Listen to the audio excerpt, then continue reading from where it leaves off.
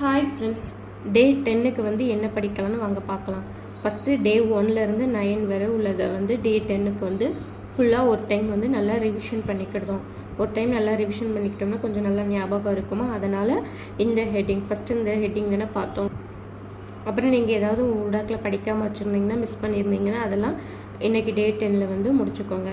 இந்திய அரசியலமைப்பு தானே பார்த்தோம். இந்த ஸ்கூல் புக்கில் உள்ள இந்த லெசன்ஸ் எல்லாம் கவர் பண்ணிக்கோங்க. அதுக்கப்புறம் அரசியலமைப்பின் முகவுரை, இந்த லெசன்ஸ் எல்லாம் இது பண்ணோம்னா டே 2க்கானது இதெல்லாம் ஃபுல்லாகவே பார்த்துக்கோங்க. அப்புறம் ஒன்றியம், மாநிலம், யூனியன் பிரதேசம், இதில் அந்த 12th அரசமைப்பு, 12th தேச கட்டமைப்பின் சவால்கள், இந்த 2 லெசனும் அப்படியே ரிவிஷன் பண்ணிக்கோங்க. அப்புறம் குடியுரிமை ஒரு நாள், அடிப்படை உரிமை, அடிப்படை கடமை, அரசு நெறியூட்டும் கோட்பாடு, இந்த இதெல்லாம் ஒவ்வொரு நாள் வந்து பார்த்தோம்ல, இது எல்லாமே அப்படியே ஃபுல்லாக ரிவிஷன் பண்ணிக்கோங்க. அப்புறம் ஒன்றிய நிர்வாகம், ஒன்றிய நாடாளுமன்றம், இதில் 10th நடுவண் அரசு, 12th சட்டமன்றம், இது வந்து இப்போ தானே பார்த்தோம்.